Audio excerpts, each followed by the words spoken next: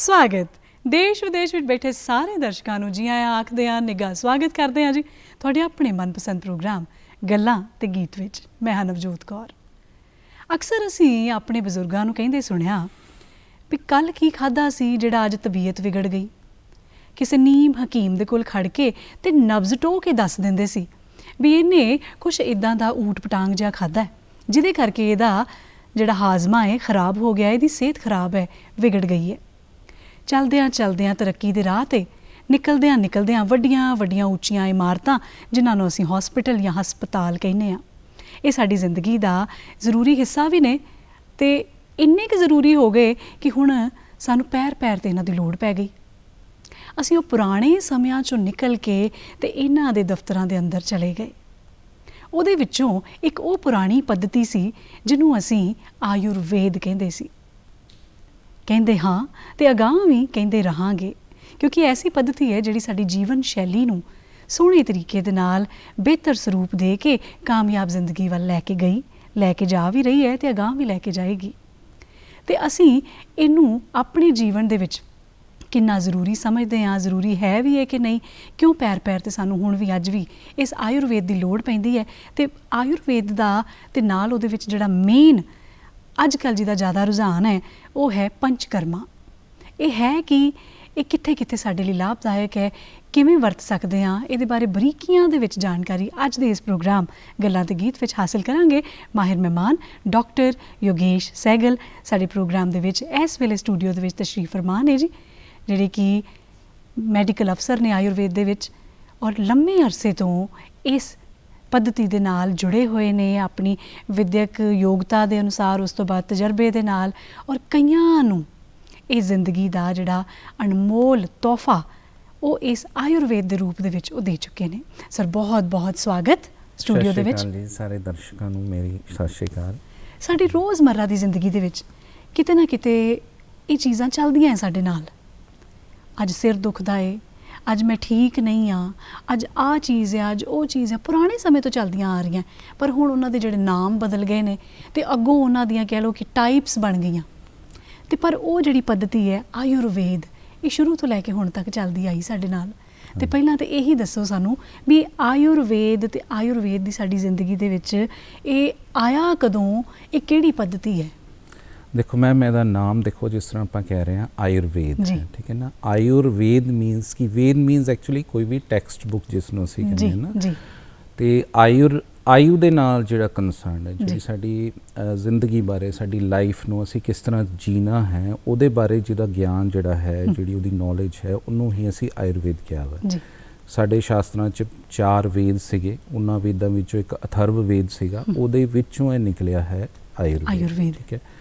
ਆਯੁਰਵੇਦ ਦੇ ਬਾਰੇ ਅਸੀਂ ਇੱਕ ਬੜਾ ਅੱਛਾ ਸ਼ਲੋਕ ਹੈ, ਹਿਤਾ ਹਿਤਮ ਸੁਖਮ ਦੁਖਮ ਆਯੁਸ ਤस्य ਹਿਤਾ ਹਿਤਮ ਮਾਣਮ ਚ ਤਚ ਯਤਰੂਕਤ ਆਯੁਰਵੇਦ ਸ ਉਚੈਤੇ। ਮਤਲਬ ਕਿ ਸਾਡੀ ਲਾਈਫ ਦੇ ਵਿੱਚ ਕੀ ਹਿੱਤ ਹੈ, ਕੀ ਅਹਿੱਤ ਹੈ, ਠੀਕ ਹੈ, ਉਹਦੇ ਮਾਣਕ ਅਸੀਂ ਉਹਨੂੰ ਕਿਸ ਤਰ੍ਹਾਂ ਅਸੀਂ ਕਿਸ ਤਰ੍ਹਾਂ ਅਸੀਂ ਜੀਣਾ ਹੈ, ਕਿਆ ਸਾਡਾ ਲਾਈਫ ਸਟਾਈਲ ਹੈ। ਦੇਖੋ ਪੂਰਾ ਦਿਨਚਰਿਆ ਦੇ ਬਾਰੇ ਵੀ ਐਕਸਪਲੇਨ ਕੀਤਾ ਹੋਇਆ ਆਯੁਰਵੇਦ ਦੇ ਵਿੱਚ, ਈਵਨ ਕਿ ਮੰਥਸ ਦੇ ਅਕੋਰਡਿੰਗਲੀ ਕਿਸ ਤਰ੍ਹਾਂ ਜੋ ਹੈਗੇ ਹੈ, ਪਹਿਲਾਂ ਦੇਸੀ ਮਹੀਨੇ ਚੱਲਦੇ ਸੀਗੇ, ਉਹ ਦੇਸੀ ਮਹੀਨਿਆਂ ਦੇ ਅਕੋਰਡਿੰਗ ਹੀ ਜਿਹੜੀਆਂ ਸਾਡੀਆਂ ਜਿਹੜੇ ਪੁਰਾਣੇ ਜਿਹੜੇ ਸਾਡੇ ਬਜ਼ੁਰਗ ਸੀਗੇ ਉਹ ਦੱਸਦੇ ਸੀਗੇ ਕਿ ਹੁਣ ਆ ਗਿਆ ਟਾਈਮ ਅਤੇ ਤੁਸੀਂ ਹੁਣ ਇਸ ਤਰ੍ਹਾਂ, ਹੁਣ ਜਿਸ ਤਰ੍ਹਾਂ ਗਰਮੀਆਂ ਆ ਰਹੀਆਂ ਤੁਸੀਂ ਇਸ ਤਰ੍ਹਾਂ ਦੀ ਡਾਈਟ ਖਾਣੀ ਹੈ, ਸਰਦੀਆਂ ਹੈ ਤਾਂ ਇਸ ਤਰ੍ਹਾਂ ਦੀ ਡਾਈਟ ਹੈ। ਸਰਦੀਆਂ 'ਚ ਜਿਹੜੀਆਂ ਸਾਡੀਆਂ ਦਾਦੀ ਮੰਮਾ ਜਿਹੜੀਆਂ ਉਹ ਪਿੰਨੀਆਂ ਬਣਾ ਦਿੰਦੇ ਸੀ ਬੜੀਆਂ ਸੋਹਣੀਆਂ, ਕਿਉਂਕਿ ਪਤਾ ਸੀਗਾ ਕਿ ਜਦੋਂ ਹੁਣ ਸਰਦੀਆਂ ਆਈਆਂ ਅਤੇ ਸਾਡੀ ਜਿਹੜੀ ਡਾਇਜੈਸਟਿਵ ਫਾਇਰ ਹੈ, ਜਿਸ ਨੂੰ ਅਸੀਂ ਕਿ ਜਠਰ ਅਗਨੀ ਕਹਿੰਦੇ ਹਾਂ, ਠੀਕ ਹੈ ਨਾ, ਉਹ ਵੱਧ ਜਾਣੀ ਹੈ, ਠੀਕ ਹੈ, ਠੰਡ ਦੇ ਕਰਕੇ ਵੱਧ ਜਾਣੀ ਹੈ। ਅਤੇ ਫਿਰ ਉਹ ਪਹਿਲਾਂ ਹੀ ਕਹਿੰਦੇ ਸੀ ਕਿ ਇਸ ਟਾਈਪ ਦਾ ਜਿਹੜਾ ਖਾਣਾ ਹੈ ਜਿਹੜਾ ਤੁਹਾਡੇ ਲਈ ਬਹੁਤ ਅੱਛਾ ਹੈ, ਠੀਕ ਹੈ। ਬੇਸਿਕਲੀ ਤੁਹਾਡੀ ਉਹੀ ਗੱਲ ਮੈਮ ਬਹੁਤ ਸਹੀ ਹੈ ਕਿ ਬਈ ਟਰਮੀਨੋਲੋਜੀ ਦੇ ਵਿੱਚ ਫਰਕ ਹੈ, ਚੀਜ਼ਾਂ ਉਹੀ ਨੇ ਜਿਹੜੀਆਂ ਸਾਡਾ ਜਿਹੜਾ ਮਤਲਬ ਜਿਹੜਾ ਆਯੁਰਵੇਦ ਦਾ ਟਾਈਮ ਸੀਗਾ, ਉਸ ਵੇਲੇ ਆਯੁਰਵੇਦ ਜਿਹੜਾ ਪੰਚ ਭੌਤਿਕ, ਠੀਕ ਹੈ ਨਾ, 5 ਐਲੀਮੈਂਟਸ ਦੀ ਬੋਡੀ ਬਣੀ ਹੈ। ਉਹਦੇ ਵਿੱਚ ਫਿਰ ਜਿਹੜੀ ਆਪਣਾ ਟੈਕਨੀਕਲ ਟਰਮ ਆ ਗਈ ਵਾਤ ਪਿੱਤ ਕਫ।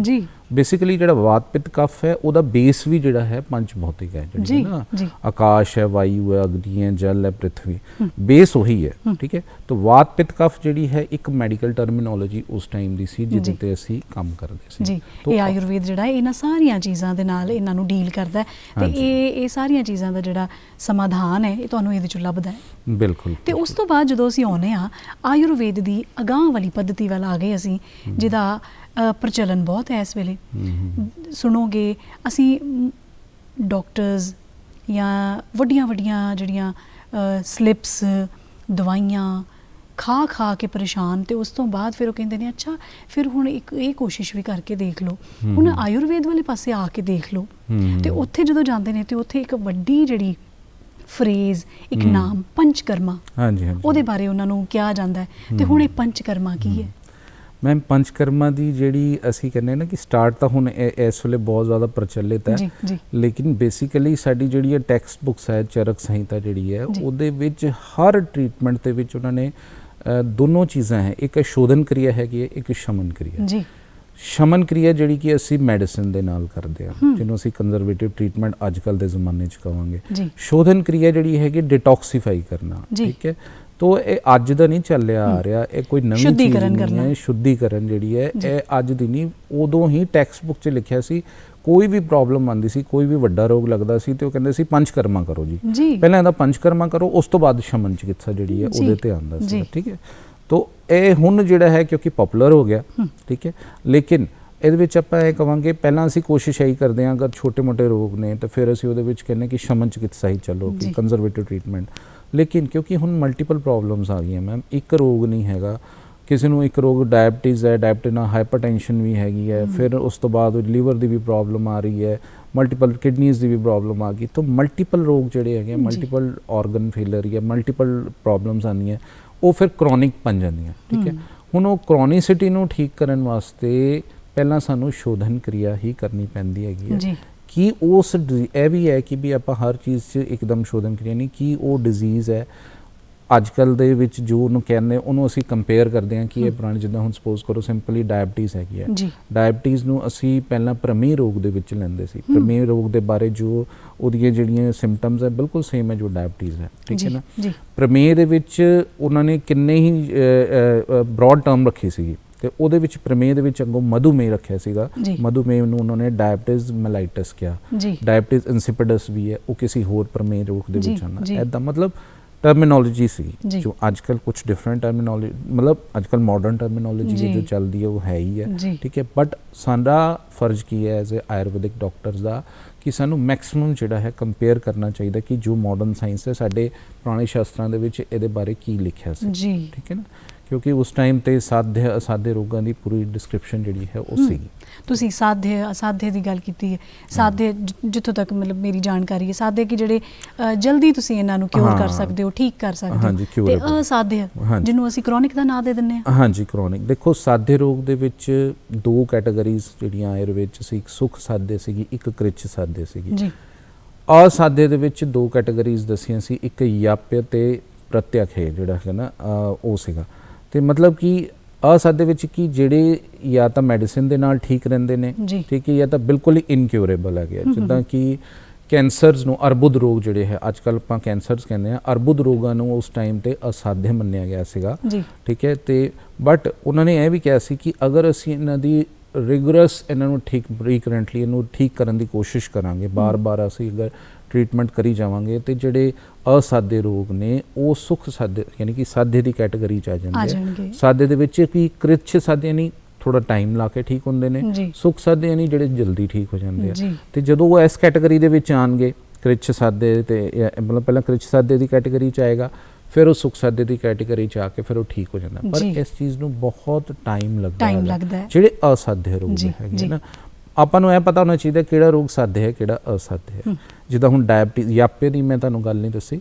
ਯਾਪੇ ਉਹ ਹੈ ਕਿ ਜਦੋਂ ਤਾਈਂ ਅਸੀਂ ਮੈਡੀਸਿਨ ਖਾਂਦੇ ਹਾਂ ਤਦ ਤਾਈਂ ਉਹ ਰੋਗ ਠੀਕ ਰਹਿੰਦਾ ਹੈ। ਜਦੋਂ ਅਸੀਂ ਨਹੀਂ ਖਾਵਾਂਗੇ ਤਾਂ ਫਿਰ ਉਹ ਪ੍ਰੋਬਲਮ, ਜਿੱਦਾਂ ਕਿ ਡਾਇਬਟੀਜ਼ ਹੈ। ਡਾਇਬਟੀਜ਼ 'ਚ ਅਗਰ ਅਸੀਂ ਮੈਡੀਸਿਨ ਨਹੀਂ ਖਾਵਾਂਗੇ, ਉਹ ਸਾਨੂੰ ਖਾਣੀ ਪੈਂਦੀ ਹੈ। ਹਾਈਪਰਟੈਂਸ਼ਨ ਹੈ, ਬਲੱਡ ਪ੍ਰੈਸ਼ਰ ਦੀ ਪ੍ਰੋਬਲਮ ਹੈ, ਉਹ ਆਪਾਂ ਨੂੰ ਲਗਾਤਾਰ ਮੈਡੀਸਿਨ ਖਾਣੀ ਪੈਂਦੀ ਹੈ। ਫਿਰ ਅਗਰ ਅਸੀਂ ਉਹਨੂੰ ਯਾਪੇ ਹੈ, ਯਾਪੇ ਥੋੜ੍ਹਾ ਜਿਹਾ ਅਸਾਧੇ ਵਿੱਚ ਐਸਾ ਰੋਗ ਹੈ ਜਿਹੜਾ ਕਿ ਚੱਕਰ 'ਚ ਸੱਜ 'ਚ ਆਉਣ ਦੇ ਵਿੱਚ ਛੇਤੀ ਆ ਜਾਂਦਾ, ਠੀਕ ਹੈ। ਅਗਰ ਅਸੀਂ ਡਾਇਬਟੀਜ਼ ਨੂੰ ਕੰਟੀਨਿਊਸਲੀ ਉਹਨੂੰ ਧਿਆਨ ਨਾਲ ਮੈਡੀਸਿਨ ਖਾਂਦੇ ਰਹਾਂਗੇ ਜਾਂ ਬਲੱਡ ਪ੍ਰੈਸ਼ਰ ਨੂੰ ਖਾਂਦੇ ਰਹਾਂਗੇ ਤਾਂ ਛੇਤੀ ਜਿਹੜਾ ਹੈ ਉਹ ਸਾਦੇ ਕੈਟਾਗਰੀ ਦੇ ਵਿੱਚ ਆ ਜਾਂਦਾ ਜੀ। ਡਾਕਟਰ ਸਾਹਿਬ ਤੁਸੀਂ ਪੰਚਕਰਮਾ ਦੀ ਬੜੀ ਤਫਸੀਲ 'ਚ ਗੱਲ ਕੀਤੀ, ਹੁਣ ਇਹ ਪੰਚਕਰਮਾ ਦੇ ਵਿੱਚ ਅੱਗੋਂ ਜਿਹੜੀਆਂ ਇਹਦੀਆਂ ਪद्धਤੀਆਂ ਨੇ ਇਹਨਾਂ 'ਚ ਸ਼ਾਮਿਲ ਕੀ ਹੈ? ਹਾਂਜੀ ਮੈਮ, ਪੰਚ ਤੋਂ ਲੱਗ ਗਿਆ ਕਿ ਇਹਦੇ 'ਚ 5 ਕੋਈ ਕੰਮ ਨੇ, 5 ਕੋਈ ਐਕਟੀਵਿਟੀਜ਼ ਨੇ, ਉਹਨਾਂ ਦਾ ਇਹ ਸੁਮੇਲ ਬਣਿਆ ਤੇ ਪੰਚਕਰਮਾ ਬਣ ਗਿਆ। ਠੀਕ ਹੈ ਮੈਮ, ਬਿਲਕੁਲ। ਪੰਚਕਰਮਾ ਬੇਸਿਕਲੀ 5 ਕਰਮ ਨੇ ਜਿਹੜੇ ਸਾਡੇ ਆਯੁਰਵੇਦ 'ਚ ਮੁੱਖ ਜਿਹੜੇ ਹੈ, ਬਾਕੀ ਸਹਾਇਕ ਕਰਮ ਹੁੰਦੇ ਨੇ। ਪੰਚਕਰਮਾ ਦੇ ਵਿੱਚ ਹੈ ਵਮਨ ਹੈ, ਵਿਰੇਚਨ ਹੈ, ਆਸਥਾਪਨ ਵਸਤੀ ਹੈ, ਨਿਵਾਸਨ ਵਸਤੀ ਹੈ, ਨस्य ਹੈ। ਇਹ ਅਸੀਂ 5 ਕਰਮ ਮੰਨਦੇ ਹਾਂ। ਇਹਨਾਂ ਦੇ ਬਾਰੇ ਸਾਨੂੰ ਜ਼ਰੂਰ ਜਾਣਕਾਰੀ ਦਿਓ।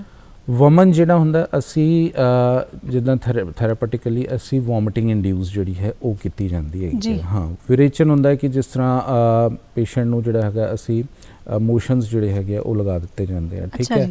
ਆਸਥਾਪਨ ਵਸਤੀ ਅਨੀਮਾ ਜਿਹਨੂੰ ਅਸੀਂ ਕਹਿੰਦੇ ਆ, ਅਨੁਵਾਸਨ ਵਸਤੀ ਵੀ ਅਨੀਮਾ ਦੀ ਇੱਕ ਟਾਈਪ ਹੈਗੀ ਹੈ, ਤੇ ਨस्य ਹੈ ਜਿਹਨੇ ਕਿ ਨੱਕ ਦੇ ਵਿੱਚ ਅਸੀਂ ਮੈਡੀਸਿਨ ਜਿਹੜੀਆਂ ਉਹ ਪਾਉਂਦੇ ਹੈਗੇ ਉਹ ਹੈ। ਲੇਕਿਨ ਦੇਖੋ, ਅਗਰ ਅਸੀਂ ਇਹ ਗੱਲਾਂ ਕਰਦੇ ਹਾਂ ਤੇ ਉਹ ਕਿਤੇ ਨਾ ਕਿਤੇ ਹੁੰਦਾ ਕਿ ਵੀ ਆਹ ਕਿਸ ਤਰ੍ਹਾਂ ਪ੍ਰੋਬਲਮ ਤੁਸੀਂ ਵੋਮਿਟਿੰਗ ਇੰਡਿਊਸ ਕਰ ਰਹੇ ਹੋ ਜਾਂ ਤੁਸੀਂ ਵਿਰੇਚਨ ਇੰਡਿਊਸ ਕਰ ਰਹੇ ਹੋ, ਉਹ ਹੈ। ਤੁਸੀਂ ਥੋੜ੍ਹਾ ਜਿਹਾ ਯਾਦ ਕਰੋ, ਅਗਰ ਸਾਡੇ ਬਜ਼ੁਰਗ ਸੀਗੇ ਉਹ ਜਦੋਂ ਕੋਈ ਟਾਈਮ ਸਾਲ ਜਾਂਦਾ ਸੀ ਉਹ ਕਹਿੰਦਾ ਸੀ ਆ ਤੂੰ ਜਮਾਲ ਗੋਟਾ ਖਾ ਲੈ, ਠੀਕ ਹੈ ਨਾ, ਤੇ ਦੇ ਦਿੰਦੇ ਸੀ ਤੇ ਪੇਟ ਸਾਫ਼ ਹੋ ਜਾਂਦਾ ਪੇਟ ਸਾਫ਼ ਹੋ ਜਾਂਦਾ ਸੀ। ਔਰ ਉਹਦੀ ਜਿਹੜੀ ਪ੍ਰੋਬਲਮ ਹੈ ਪੇਸ਼ੈਂਟ ਦੀ ਜਾਂ ਜੋ ਵੀ ਹੈ ਘਰ, ਉਹ ਸਿੰਪਲ ਏਲਮੈਂਟਸ ਹੁੰਦੀਆਂ ਸੀ ਜਿਹਨੂੰ ਕਿ ਸਾਡੀ ਦਾਦੀ ਮੰਮਾ ਜਾਂ ਨਾਨੀ ਮੰਮਾ ਜਿਹੜੇ ਨੇ ਉਹ ਸਮਝਾਉਂਦੇ ਸੀ ਇਹ ਖਾ ਲੈ ਤੇ ਤੇਰਾ ਨੂੰ ਠੀਕ ਹੋ ਜਾਏਗਾ। ਪਿੱਛੇ ਬੇਸਿਕ ਕਨਸੈਪਟ ਸਾਡਾ ਆਯੁਰਵੇਦ ਦੇ ਵਿੱਚ ਇਹ basically it is a technique of detoxification. ਪਿੱਛੇ ਮੂਲ ਮੁੱਦਾ ਇਹ ਹੈ ਕਿ ਸਾਡੀ ਅਗਨੀ ਕਿਸ ਤਰ੍ਹਾਂ ਦੀ ਹੈ, ਠੀਕ ਹੈ ਨਾ। ਸਾਡੀ ਜਿਹੜੀ ਅਸੀਂ ਇਹਨੂੰ ਕਾਇ ਚਿਕਿਤਸਾ ਕਹਿੰਦੇ ਹਾਂ। ਕਾਇ ਚਿਕਿਤਸਾ ਮਤਲਬ ਕਿ ਕਾਇ ਨੂੰ ਟਰੀਟ ਕਰਨਾ। ਕਾਇ ਮੀਨਸ ਜਠਰਾ ਅਗਨੀ ਸਾਡੀ, ਠੀਕ ਹੈ ਨਾ। ਤਾਂ ਮੇਨ ਸਾਡੀ ਜਠਰਾ ਅਗਨੀ ਹੈ। ਜਠਰਾ ਅਗਨੀ means everything related to metabolism. ਅਗਰ ਅਸੀਂ ਅੱਜ ਦੇ ਜ਼ਮਾਨੇ ਨਾਲ ਕੰਪੇਅਰ ਕਰੀਏ, ਸਾਡੀ ਬੋਡੀ ਅੱਗੋਂ ਟਿਸ਼ੂ ਲੈਵਲਸ ਤੋਂ ਬਣੀ ਹੈ। ਆਯੁਰਵੇਦ 'ਚ ਇਸ ਨੂੰ ਅਸੀਂ ਕਹਿੰਦੇ ਹਾਂ ਰਸ ਧਾਤੂ, ਰਕਤ ਧਾਤੂ, ਮਾਸ ਧਾਤੂ, ਮੇਦ, ਅਸਥੀ, ਮੱਜਾ, ਸ਼ੁਕਰ, ਇੱਦਾਂ ਮੰਨਿਆ, ਠੀਕ ਹੈ ਨਾ। ਹੁਣ ਇਹਨਾਂ ਦੀ ਫਾਰਮੇਸ਼ਨ ਹੁੰਦੀ ਹੈ। ਇਹਨਾਂ ਦੀ ਫਾਰਮੇਸ਼ਨ ਕੀ, ਉਹਨਾਂ ਦੀ ਆਪਣੀ ਆਪਣੀ ਅਗਨੀਜ਼ ਹੈ। ਅਗਨੀਜ਼ ਮੀਨਸ ਕਿ ਉਹ ਮੈਟਾਬੋਲਿਜ਼ਮ, ਠੀਕ ਹੈ ਨਾ। ਉਸ ਲੈਵਲ ਦੀ ਮੈਟਾਬੋਲਿਜ਼ਮ ਹਰ ਤੇ ਆਹ ਚੀਜ਼ ਬਣੇਗੀ, ਆਹ ਟਿਸ਼ੂ ਬਣੇਗਾ, ਆਹ ਟਿਸ਼ੂ ਬਣੇਗਾ, ਠੀਕ ਹੈ। ਤਾਂ ਮਤਲਬ ਇੰਨਾ ਬਰੀਕੀ 'ਚ ਹੈਗਾ ਸਟੱਡੀ। ਅਗਰ ਅਸੀਂ ਇਹਨੂੰ ਸਿੰਪਲੀ ਨਹੀਂ ਸਮਝਦੇ ਤੇ ਸਾਨੂੰ ਔਖਾ ਹੁੰਦਾ, ਬਟ ਇਹ ਬਹੁਤ ਡੀਪ ਹੈ। ਤੇ ਜਦੋਂ ਅਸੀਂ ਇਸ ਚੀਜ਼ ਨੂੰ ਅਸੀਂ ਮੈਟਾਬੋਲਿਜ਼ਮ, ਜਦੋਂ ਸਾਡੀ ਬੋਡੀ ਦੀ ਮੈਟਾਬੋਲਿਜ਼ਮ ਬਿਲਕੁਲ ਦਰੁਸਤ ਹੋ ਜਾਏਗੀ, ਜੋ ਵੀ ਅਸੀਂ ਖਾਵਾਂ ਪੀਵਾਂਗੇ, ਮੇਨ ਜਠਰਾ ਅਗਨੀ ਹੈ ਜਿਹੜਾ ਮੇਨ ਹੈ, ਉਸ ਤੋਂ ਬਾਅਦ ਅਲੱਗ-ਅਲੱਗ ਲੈਵਲਸ ਦੀਆਂ ਅਗਨੀਆਂ ਉਹ ਬਿਲਕੁਲ ਠੀਕ ਹੋ ਜਾਣਗੀਆਂ। ਜਦੋਂ ਬਿਲਕੁਲ ਠੀਕ ਹੋ ਜਾਣਗੇ, ਰੋਗ ਜਿਹੜੇ ਬਾਹਰ ਨਿਕਲ ਜਾਣਗੇ। ਔਰ ਹਰ ਰੋਗ ਦੇ ਵਿੱਚ ਕਿਤੇ ਨਾ ਕਿਤੇ ਕੋਈ ਅਗਨੀ ਡਿਸਟੋਰਟਡ ਹੋਈ ਹੁੰਦੀ ਹੈ, ਕਿਤੇ ਨਾ ਕਿਤੇ ਕੋਈ ਮੈਟਾਬੋਲਿਜ਼ਮ ਦੀ ਪ੍ਰੋਸੈਸ ਜਿਹੜੀ ਹੈ ਉਹ ਕਿਤੇ ਨਾ ਕਿਤੇ ਕੋਈ ਸਾਡੀ ਬੋਡੀ ਦੀ ਪ੍ਰੋਸੈਸ ਉਹ ਡਿਸਟਰਬਡ ਹੋਈ ਹੁੰਦੀ, ਉਸ ਨੂੰ ਅਸੀਂ ਤੋੜਨਾ ਹੁੰਦਾ, ਜਿਹਨੂੰ ਅਸੀਂ ਸੰਪ੍ਰਾਪਤੀ ਕਹਿੰਦੇ ਹਾਂ, ਜਾਂ ਅਸੀਂ ਐਲੋਪੈਥਿਕ ਦੇ ਵਿੱਚ ਉਸ ਨੂੰ ਅਸੀਂ ਉਹਦੀ ਪੈਥੋਜੈਨੇਸਿਸ ਕਹਿ ਸਕਦੇ ਹਾਂ। ਉਹਦਾ ਕਿਉਂ ਹੋ ਰਿਹਾ, ਕਿਸ ਕਾਰਨ ਤੋਂ ਇਹ ਡਿਜ਼ੀਜ਼ ਹੋ ਰਿਹਾ। ਜੀ ਡਾਕਟਰ ਸਾਹਿਬ, ਇੱਕ ਨਾ ਸਾਡੀ ਇਹ ਧਾਰਨਾ ਬਣ ਗਈ, ਅਸੀਂ ਹਰ ਘਰ ਦੇ ਵਿੱਚ ਜੇ 5 ਜਣੇ ਹੈ, 5 ਚੋਂ 4 ਜਿਹੜੇ ਨੇ ਉਹ ਵਰਕਿੰਗ ਨੇ, ਕੰਮਕਾਜੀ ਨੇ। ਪਹਿਲਾਂ ਇਵੇਂ ਨਹੀਂ ਸੀ ਹੁੰਦਾ। ਇੱਕ ਜਣਾ ਕਮਾਉਂਦਾ ਸੀ ਤੇ ਜੇ ਥੋੜਾ ਜਿਹਾ ਸਟ੍ਰੈਸ ਪਰੇਸ਼ਾਨੀ ਸੀ ਤਾਂ ਇੱਕ ਨੂੰ ਹੁੰਦੀ ਸੀ। ਉਹ ਵੀ ਸਾਧਨ ਇੱਦਾਂ ਦੇ ਸੀਗੇ, ਪਰੇਸ਼ਾਨੀਆਂ ਇੰਨੀਆਂ ਜ਼ਿਆਦਾ ਨਹੀਂ ਸੀ। ਹੁਣ ਇਸ ਵੇਲੇ ਛੋਟਾ ਜਿਹਾ ਬੱਚਾ ਹੈ, ਉਹਨੂੰ ਵੀ ਸਟ੍ਰੈਸ ਹੈ। ਕੰਮਕਾਜ ਵਾਲੇ ਆ, ਟਾਰਗੇਟ ਨਹੀਂ ਪੂਰੇ ਹੋਏ, ਉਹਦਾ ਸਟ੍ਰੈਸ ਹੈ। ਨਵੇਂ ਵਰ੍ਹੇ ਦੀਆਂ ਕੁਝ ਨਵੀਆਂ ਚੁਣੌਤੀਆਂ ਨੇ, ਉਹਦਾ ਸਟ੍ਰੈਸ ਹੈ। ਮਤਲਬ ਫੁੱਲ ਜਿਹੜਾ ਅਸੀਂ ਸਵੇਰ ਤੋਂ ਸ਼ਾਮ ਤੱਕ ਉਸ ਸਟ੍ਰੈਸ 'ਚ ਜਿਉਂਦੇ ਹਾਂ। ਜੇ ਕਿਤੇ ਸਾਨੂੰ ਇੱਦਾਂ ਲੱਗਦਾ ਹੈ ਕਿ ਕੋਈ ਬਿਮਾਰੀ ਵੀ ਆ ਗਈ ਹੈ ਤੇ ਉਹ ਫੌਰਨ ਉਹਦਾ ਇਲਾਜ ਹੋ ਜਾਣਾ ਚਾਹੀਦਾ ਹੈ, ਕਿਉਂਕਿ ਅਗਲੇ ਦਿਨ ਛੁੱਟੀ ਨਹੀਂ ਮਿਲਣੀ। ਤਾਂ ਇਹ ਚੀਜ਼ਾਂ ਵਾਸਤੇ ਅਸੀਂ ਭੱਜਦੇ ਹਾਂ ਫਿਰ ਵੱਡੇ ਵੱਡੇ ਹਸਪੀਟਲਸ ਵੱਲ ਕਿ ਮੈਨੂੰ ਇਨਸਟੈਂਟ ਆਰਾਮ ਚਾਹੀਦਾ, ਜਿਹਨੂੰ ਅਸੀਂ ਇੱਕ ਲਫ਼ਜ਼ ਬੋਲਿਆ ਅੰਗਰੇਜ਼ੀ 'ਚ ਇਨਸਟੈਂਟ, ਫਟਾਫਟ ਵਾਲਾ ਮੈਨੂੰ ਇਲਾਜ ਚਾਹੀਦਾ ਹੈ ਜਿਹਦੇ ਨਾਲ ਮੈਂ ਅੱਜ ਠੀਕ ਹੋ ਕੇ ਕੱਲ੍ਹ ਨੂੰ ਕੰਮ 'ਤੇ ਪਰਤ ਜਾਵਾਂ। ਤਾਂ ਇਹ ਜੇ ਅਸੀਂ ਆਯੁਰਵੇਦ ਦੇ ਵਿੱਚ ਇਹਨੂੰ ਵੇਖਦੇ ਹਾਂ ਤੇ ਆਯੁਰਵੇਦ ਵਾਲੇ ਪਾਸੇ ਜੇ ਆਉਣਾ ਚਾਹਵੇ ਕੋਈ ਇਨਸਟੈਂਟ ਆਰਾਮ ਵਾਲੇ ਪਾਸੇ, ਤੇ ਉੱਥੇ ਉਹਦੀ ਹਾਂ ਹੈ। ਬਿਲਕੁਲ ਮੈਮ, ਬਿਲਕੁਲ। ਹੁਣ ਅੱਜ ਕੱਲ੍ਹ ਤਾਂ ਜਿਹੜੀਆਂ ਫਾਰਮੇਸੀਜ਼ ਜਿਹੜੀਆਂ ਹੈ ਨਾ, ਉਹਨਾਂ ਦੇ ਵਿੱਚ ਕਾਫੀ ਡਿਵੈਲਪਮੈਂਟ ਹੋ ਗਈ ਹੈ। ਤੇ ਜਿਹੜੇ ਸਾਡੇ ਆਯੁਰਵੇਦ 'ਚ ਪੁਰਾਣੇ ਜਿਹੜੇ ਸਿਸਟਮ ਸੀ ਉਹਦੇ 'ਚ ਕਹਿੰਦੇ ਸੀ ਸਵਰਸ, ਕਲਕ, ਕੁਆਤ, ਹਿਮ, ਫਾਂਟ, ਇਹਦਾ 5 ਚੀਜ਼ਾਂ ਸੀ ਬਣਾਉਂਦੇ। ਸਵਰਸ ਯਾਨੀ ਜੂਸਿਸ, ਕਲਕ ਯਾਨੀ ਪੇਸਟ, ਠੀਕ ਹੈ, ਕੁਆਤ ਯਾਨੀ ਕਾੜੇ, ਤੇ ਹਿਮ ਯਾਨੀ ਜਿਹੜੀ ਹੁੰਦੀ ਸੀ ਠੰਡੀ ਕੋਲਡ ਇਨਫਿਊਜ਼ਨ, ਔਰ ਫਾਂਟ ਹੁੰਦਾ ਸੀ ਹੌਟ ਇਨਫਿਊਜ਼ਨ, ਠੀਕ ਹੈ ਨਾ।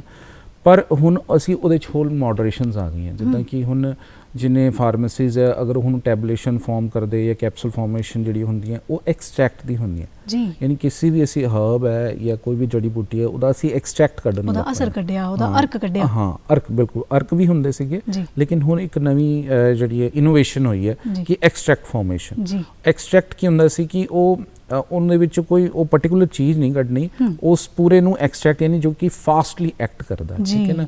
ਤੇ ਹੁਣ ਮਾਰਕੀਟ 'ਚ ਬਹੁਤ ਅੱਛੀਆਂ ਟੈਬਲੇਸ਼ਨ, ਤੁਸੀਂ ਕਹਿ ਰਹੇ ਹੋ ਕਿਸੇ ਨੂੰ ਹੈਡੇਕ ਹੈ, ਸਾਡੀ ਆਯੁਰਵੇਦ ਦੇ ਵਿੱਚ ਵਿਸ਼ ਤੰਦੂਕਾ ਦੀ ਵਟੀ ਹੈ, ਸ਼ਿਰਸ਼ੂਲਾ ਦੀ ਵਜਰ ਰਸ ਹੈ, ਇਹ ਉਸ ਟਾਈਮ ਤੇ ਵੀ ਬਣੇ ਸੀਗੇ।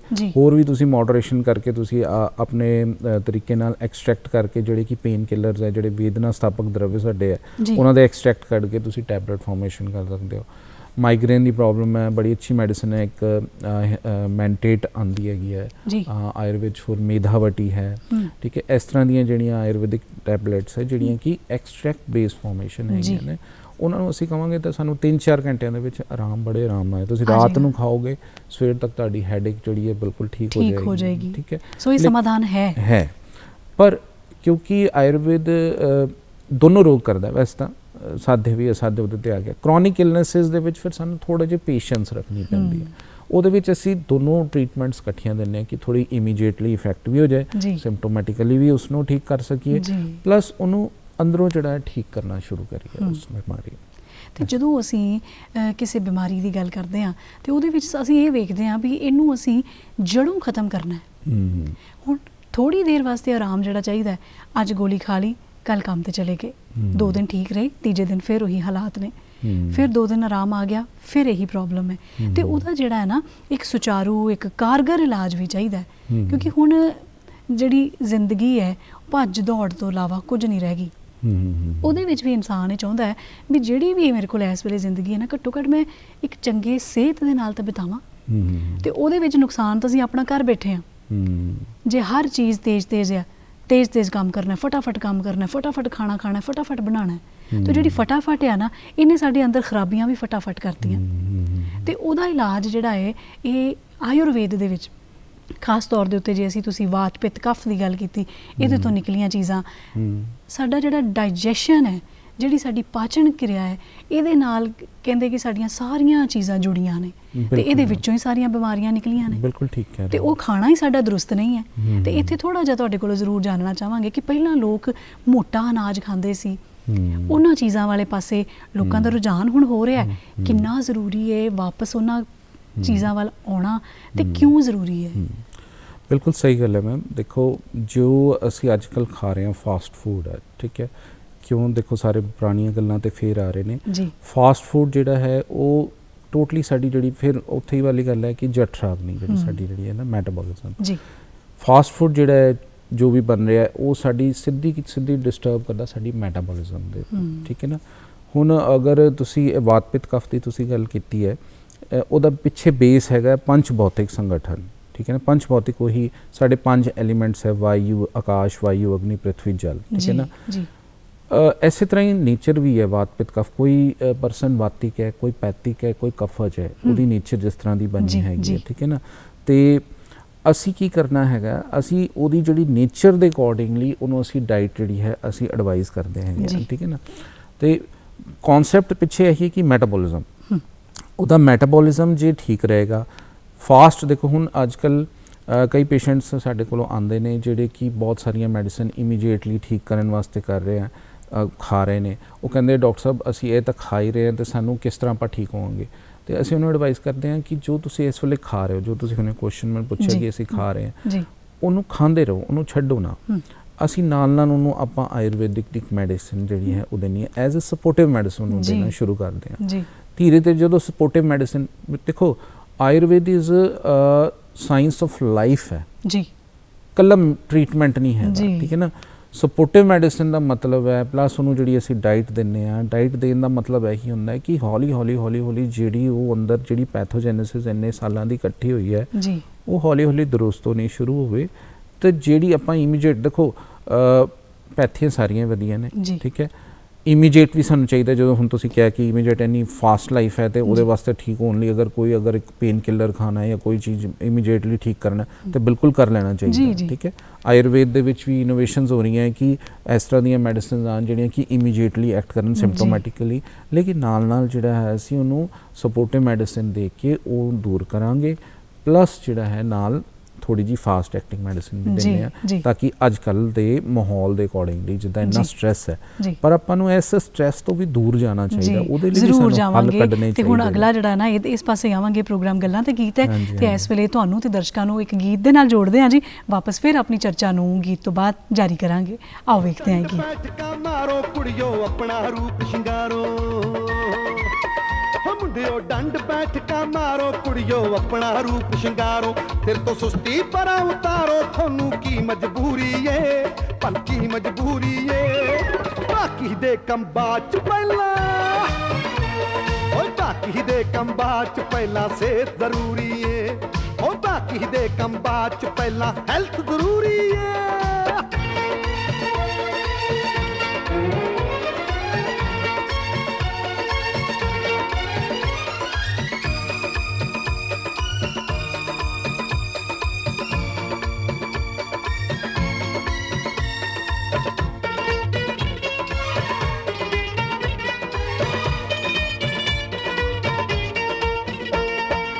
ਸੋਹਣੇ ਲੱਗਦੇ ਕੁੰਦੇ ਹੋਏ ਸ਼ਰੀਰ ਜਵਾਨਾਂ ਦੇ, ਸੋਹਣੇ ਲੱਗਦੇ ਕੁੰਦੇ ਹੋਏ ਸ਼ਰੀਰ ਜਵਾਨਾਂ ਦੇ, ਜਿਹੜੇ ਪਾਸੇ ਲੰਗੋ ਚਰਚੇ ਹੋਣ ਤੂਫਾਨਾਂ ਦੇ, ਉਹ ਪੋਤੇ ਵਾਂਗੂ ਬੁੱਲ ਲਮਕਦੇ ਡਰਦੇ ਖਾ ਖਾ ਕੇ, ਚਿਲਮਾ ਵਰਗੀ ਕਰ ਲਈ ਬੂਥੀ ਸੂਟੇ ਲਾ ਲਾ ਕੇ, ਆਖਰ ਨੂੰ ਕਮਿਆਉਣੀ ਜਿਹੜੀ ਖਾਦੀ ਚੂਰੀ ਏ, ਉਹ ਖਾਦੀ ਚੂਰੀ ਏ, ਬਾਕੀ ਦੇ ਕੰਮ ਬਾਅਦ ਚ ਪਹਿਲਾਂ,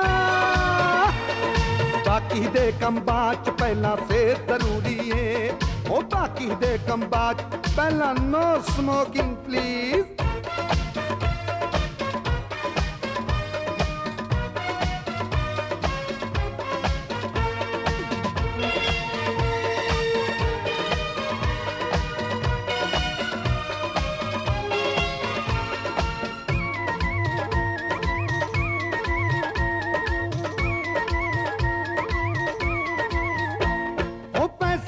ਤੇ ਕੁਛ ਨਾ ਵਿਗੜੇ ਮਨ ਸਮਝਾ ਲੋਗੇ, ਪੈਸਾ ਗਿਆ ਤੇ ਕੁਛ ਨਾ ਵਿਗੜੇ ਮਨ ਸਮਝਾ ਲੋਗੇ, ਹੱਥ ਪੈਰ ਨਾ ਚੱਲੇ ਕਿੱਥੋਂ ਨੋਟ ਕਮਾ ਲੋਗੇ, ਇੱਜ਼ਤ ਗਈ ਨਾ ਲੱਭਦੀ ਸੱਚੀ ਗੱਲ ਬਜ਼ੁਰਗਾਂ ਦੀ, ਨਰਕ ਭੋਗ ਕੇ ਕਰਦੇ ਹੋ ਗੱਲ ਕਿਹੜੇ ਸੁਰਗਾਂ ਦੀ, ਇੱਥੇ ਕੁਝ ਨਾ ਕਰਿਆ ਗਾ ਕੀ ਪਾਉਣੀ ਪੂਰੀ ਏ, ਓਏ ਪਾਉਣੀ ਪੂਰੀ ਏ, ਬਾਕੀ ਦੇ ਕੰਮ ਬਾਅਦ ਚ ਪਹਿਲਾਂ,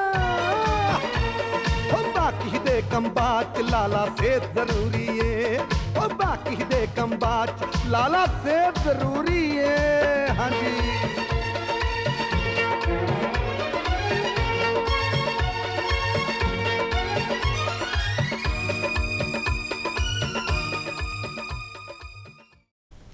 ਤੁਸੀਂ ਵੇਖ ਰਹੇ ਹੋ ਜੀ ਇਸ ਵੇਲੇ ਪ੍ਰੋਗਰਾਮ ਗੱਲਾਂ ਤੇ ਗੀਤ, ਤੇ ਅੱਜ ਬੜੇ ਅਹਿਮ ਵਿਸ਼ੇ ਦੇ ਉੱਤੇ ਗੱਲ ਹੋ ਰਹੀ ਹੈ ਜੀ ਪ੍ਰੋਗਰਾਮ ਦੇ ਵਿੱਚ, ਪੰਚਕਰਮਾ, ਆਯੁਰਵੇਦ ਤੇ ਇਹ ਸਾਰੀ ਪੱਧਤੀ ਦਾ ਸਾਡੀ ਜੀਵਨ ਸ਼ੈਲੀ ਦੇ ਵਿੱਚ ਮਹੱਤਵ ਕੀ ਹੈ। ਗੀਤ ਤੁਸੀਂ ਵੇਖਿਆ, ਬਾਕੀ ਦੇ ਕੰਮ ਬਾਅਦ 'ਚ ਪਹਿਲਾਂ ਸਿਹਤ ਜ਼ਰੂਰੀ ਹੈ, ਤੇ ਅੱਜ ਇਸ ਸਾਰੇ ਵਿਸ਼ੇ ਦੇ ਉੱਤੇ ਝਾਤ ਪਾ ਰਹੇ ਨੇ ਡਾਕਟਰ ਯੋਗੇਸ਼ ਸਹਿਗਲ, ਜਿਹੜੇ ਕਿ ਆਯੁਰਵੈਦਿਕ ਮੈਡੀਕਲ ਅਫਸਰ ਨੇ, ਉਚੇਚੇ ਤੌਰ 'ਤੇ ਆਪਣੇ ਰੁਝੇਵਿਆਂ 'ਚੋਂ ਸਮਾਂ ਕੱਢ ਕੇ ਤੇ ਇਸ ਪੱਧਤੀ ਬਾਰੇ ਸਾਨੂੰ ਜਾਣਕਾਰੀ ਦੇਣ ਆਏ ਨੇ। ਡਾਕਟਰ ਸਾਹਿਬ, ਅਸੀਂ ਇਹ ਕਹਿਤਾ ਵੀ ਆਯੁਰਵੇਦ ਦੇ ਵਿੱਚ ਸਮਾਧਾਨ ਹੈਗੇ ਆ, ਉਹਦੇ ਵਿੱਚ ਸਾਡੀ ਜ਼ਿੰਦਗੀ ਜਿਹੜੀ ਹੈ ਉਹ ਵੀ ਬੜੀ ਕੀਮਤੀ ਹੈ, ਸਮਾਂ ਵੀ ਅਸੀਂ ਕਹਿੰਦੇ ਹਾਂ ਵੀ ਬਹੁਤਾ ਜ਼ਿਆਦਾ ਨਹੀਂ ਦੇਣਾ, ਤੇ ਉਹਦੇ ਨਾਲ ਕਿਹੜੇ ਕਿਹੜੇ ਰੁਝਾਨ ਵੀ ਅਸੀਂ ਸ਼ਾਮਲ ਕਰੀਏ ਆਪਣੀ ਜ਼ਿੰਦਗੀ 'ਚ। ਇਹ ਬੜੇ ਖੂਬਸੂਰਤ ਗੀਤ ਨੇ ਸਾਨੂੰ ਦੱਸ ਦਿੱਤਾ ਕਿ ਬਾਕੀ ਦੇ ਕੰਮ ਜਿਹੜੇ ਨੇ ਉਹ ਇੰਨੇ ਜ਼ਰੂਰੀ ਨਹੀਂ, ਤੇ ਅਸੀਂ ਬਾਕੀ ਸਾਰੇ ਕੰਮਾਂ ਨੂੰ ਅਹਿਮੀਅਤ ਦੇ ਦਿੱਤੀ, ਆਪਣੀ ਸਿਹਤ ਜਿਹੜੀ ਉਹ ਸਭ ਤੋਂ ਪਿੱਛੇ ਲੈ ਗਏ ਅਸੀਂ। ਸੋ ਇਹਦੇ ਬਾਰੇ ਕੀ ਕਹੋਗੇ? ਐਗਜ਼ੈਕਟਲੀ ਮੈਮ, ਬਹੁਤ ਅੱਛੀ ਗੱਲ ਹੈ। ਦੇਖੋ, ਆਪਾਂ ਨੂੰ ਸਾਰੇ 24 ਆਵਰਸ ਹੈ, 24 ਆਵਰਸ 'ਚ ਆਪਾਂ ਆਪਣੇ ਆਪ ਨੂੰ ਜੇ ਅੱਧਾ ਘੰਟਾ ਜਾਂ 1 ਘੰਟਾ ਵੀ ਨਹੀਂ ਦੇ ਸਕਦੇ, ਤੇ ਫਿਰ ਉਹ ਅਕਸ਼ੇ ਕੁਮਾਰ ਜੀ ਵੀ ਮੇਰੇ ਖਿਆਲ ਕਈ ਵਾਰੀ ਐਡ ਕਰਦੇ ਹੁੰਦੇ ਹੈਗੇ ਆ, ਜਿਹੜੇ ਸੈਲੀਬ੍ਰਿਟੀ ਹੈ, ਮਤਲਬ ਕਿ ਸਾਨੂੰ ਚਾਹੇ ਅੱਧਾ ਘੰਟਾ ਹੀ ਚਾਹੇ ਪੌਣਾ ਘੰਟਾ, ਸਾਡੀ ਬੋਡੀ ਜਿਹੜੀ ਹੈ ਇਸ ਤਰ੍ਹਾਂ ਦੀ ਹੈ ਕਿ ਉਹ ਆਪਣੇ ਆਪ ਨੂੰ ਵਿਦਿਨ ਹਾਫ ਟੂ 1 ਆਵਰ ਦੇ ਵਿੱਚ ਵੀ ਰੀਗੇਨ ਕਰ ਸਕਦੀ ਹੈ, ਚਾਹੇ ਆਪਾਂ ਉਹ ਫਿਜ਼ੀਕਲ ਐਕਟੀਵਿਟੀ ਕਰੀਏ, ਚਾਹੇ ਅਸੀਂ ਉਹ ਮੈਡੀਟੇਸ਼ਨ ਜਾਂ ਕਿਸੇ ਤਰੀਕੇ ਨਾਲ ਕਰੀਏ। ਠੀਕ ਹੈ, ਹੁਣ ਤੁਸੀਂ ਗੱਲ ਕਰ ਰਹੇ ਸੀ ਮੇਰੇ ਨਾਲ ਕਿ ਸਟ੍ਰੈਸਫੁਲ ਲਾਈਫ ਹੈ। ਸਟ੍ਰੈਸਫੁਲ ਲਾਈਫ ਹੈ, ਦੇਖੋ ਆਯੁਰਵੇਦ 'ਚ 2 ਮਾਰਗ ਦੱਸੇ, ਇੱਕ ਅਭਿਉਦਯ ਮਾਰਗ ਦੱਸਿਆ ਹੈਗਾ, ਇੱਕ ਜਿਹੜਾ ਹੈ ਅਧਿਆਤਮਿਕ ਮਾਰਗ ਵੀ ਜਿਹੜਾ ਹੈਗਾ ਦੱਸਿਆ ਹੈਗਾ। ਠੀਕ ਹੈ, ਤਾਂ ਸਪਿਰਿਚੁਅਲਿਜ਼ਮ ਜਿਸ ਨਾਲ ਤਾਂ ਉਹ ਕਿਸ ਤਰ੍ਹਾਂ, ਦੇਖੋ ਇੱਕ ਬੜਾ ਅੱਛਾ ਸ਼ਲੋਕ ਹੈ, ਸਮ ਦੋਸ਼ਾ ਸਮ ਅਗਨਿਸ਼ਚ ਸਮ ਧਾਤੂ ਮਲ ਕ੍ਰਿਆ ਪ੍ਰਸੰਨ ਆਤਮਾ ਇੰਦਰੀਏ ਮਨ ਸਵਸਥਿਤ ਬੀਜੇ। ਤੇ ਇਹ ਹੈਲਥ ਦੀ ਡੈਫੀਨੇਸ਼ਨ ਹੈ। ਤੇ ਮਾਡਰਨ ਦੇ ਵਿੱਚ ਵੀ ਕੋਈ somebody who is physically, who is mentally ਜਿਹੜਾ ਹੈਗਾ ਉਹ ਹੈਲਦੀ ਹੈ ਤਾਂ ਉਹਨੂੰ ਮੰਨਿਆ ਜਾਂਦਾ ਹੈ। ਠੀਕ ਹੈ ਨਾ, ਅਸੀਂ ਐਕਸਟਰਨਲੀ ਸਰੀਰ ਨੂੰ ਤਾਂ ਆਪਣਾ ਮੈਡੀਸਿਨਸ ਨਾਲ, ਪੰਚਕਰਮਾਂ ਦੇ ਨਾਲ ਆਪਾਂ ਠੀਕ ਕਰ ਲਿਆ, ਲੇਕਿਨ ਆਪਾਂ ਆਪਣੇ ਮਨ ਨੂੰ ਕਿੱਦਾਂ ਸਹੀ ਕਰਾਂਗੇ? ਜਿਹੜੇ ਮਾਨਸਿਕ ਰੋਗ ਅੱਜ ਕੱਲ੍ਹ ਹੈ ਉਹਨਾਂ ਨੂੰ ਕਿਸ ਤਰ੍ਹਾਂ ਸਹੀ ਕਰਾਂਗੇ ਅਸੀਂ? ਤੇ ਉਹਦੇ ਵਿੱਚ ਜਿਹੜਾ ਹੈ ਸਾਨੂੰ ਸਪਿਰਿਚੁਅਲੀ ਵੀ ਸਟਰੋਂਗ ਹੋਣਾ ਪੈਣਾ।